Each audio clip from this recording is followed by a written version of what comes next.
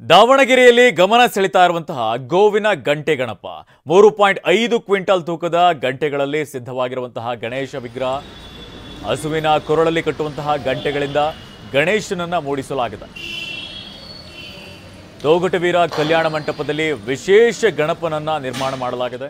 9555 ಗೋವಿನ ಗಂಟೆಗಳನ್ನು ಬಳಸಿ ಗಣೇಶ ಮೂರ್ತಿಯನ್ನು ನಿರ್ಮಾಣ ಮಾಡಲಾಗಿದೆ. 13 ಅಡಿ ಎತ್ತರ 8.55 ಅಡಿ ಅಗಲ ಬರುವಂತಹ ಗಣೇಶ ವಿಗ್ರಹ ಇದಾಗಿದೆ.